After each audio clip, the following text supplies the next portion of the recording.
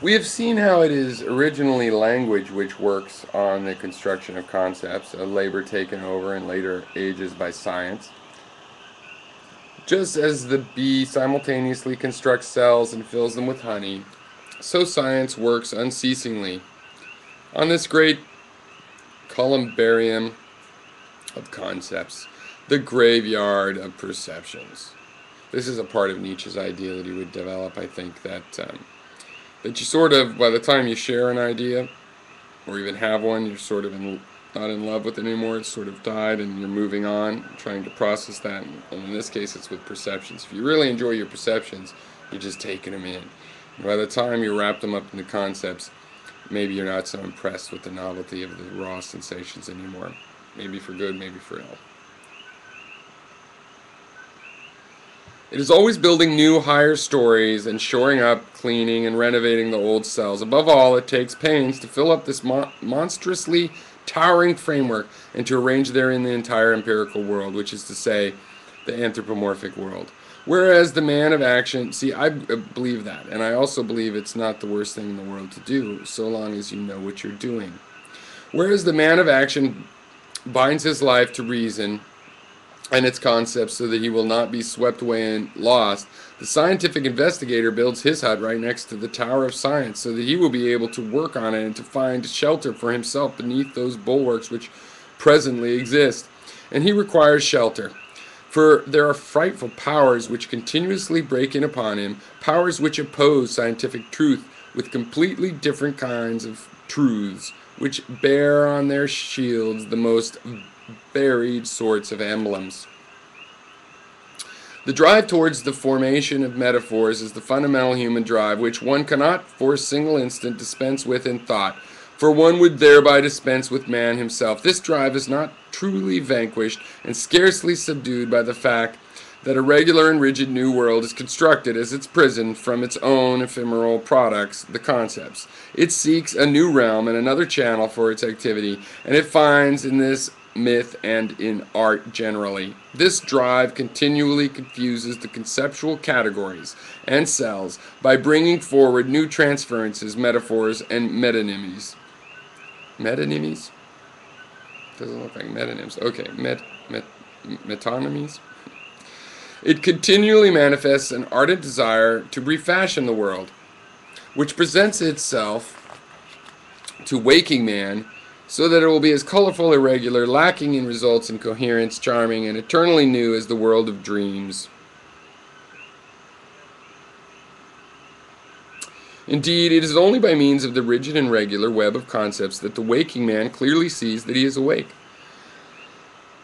Right, which is what I'm talking about. This web is adherence to this web of interactions is how we define materiality. And again, I just do that consciously. I don't say that we can do any better, but that we achieve by doing exactly that. And it is precisely because of this that he sometimes thinks that he must be dreaming when the web of concepts is torn by art.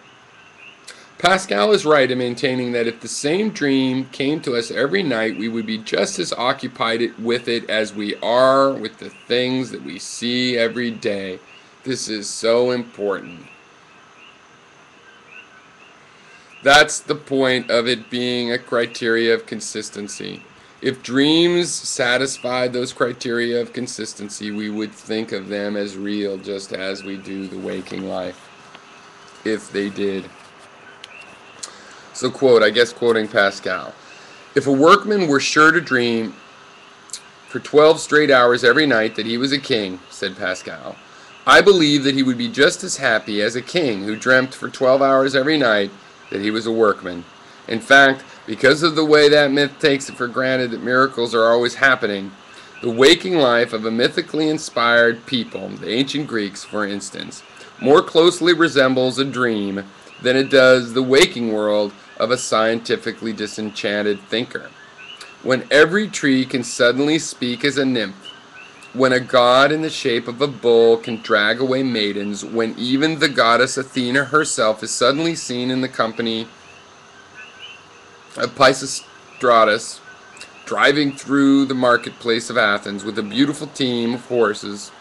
And this is what the honest Athenian believed: that as in a dream, anything is possible at each moment, and all of nature swarms around man as if it were nothing but a masquerade of the gods, who were merely amusing themselves by deceiving men in all these shapes. And again, this is what Kashify seems to believe, that all of the reality is nothing but a masquerade of the gods. Metaphorical,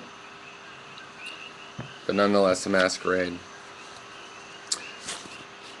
But man has an invincible inclination to allow himself to be deceived, and is, as it were, enchanted with happiness when the rhapsodist tells him epic fables as if they were true, or when the actor in the theater acts more royally than any king.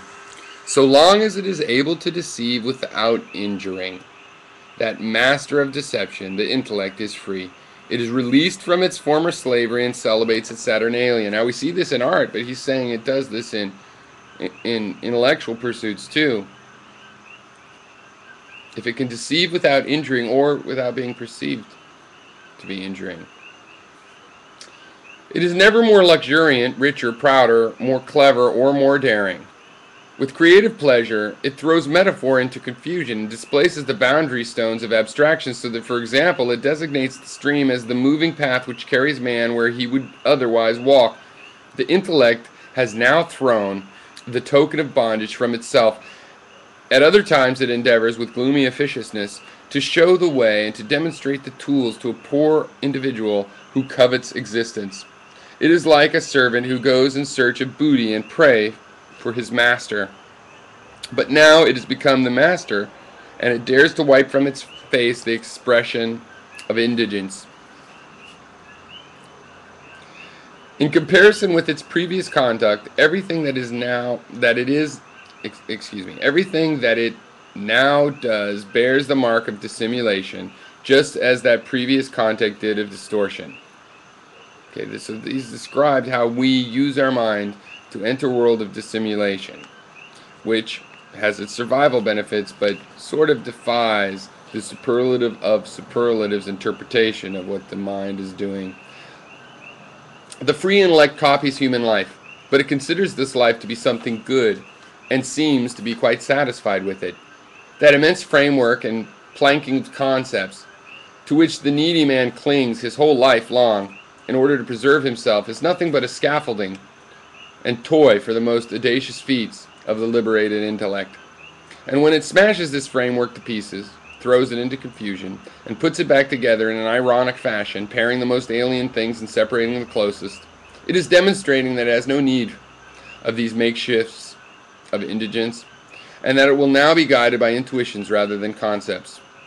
There is no regular path which leads from these intuitions to the land of ghostly schemata, the land of abstractions. And this is a man who endorsed in his future writing abstractions and a love for them, but just a distrust of their fundamental nature. But plenty of abstractions were to be made and plenty of metaphors to be posited.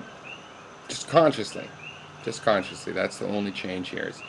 We'll discuss this not to destroy all thought, but simply to become conscious about what we're already doing. There exists no word for these intuitions. When man sees them, he grows dumb, or else he speaks only in the forbidden metaphors and in unheard-of combinations of concepts.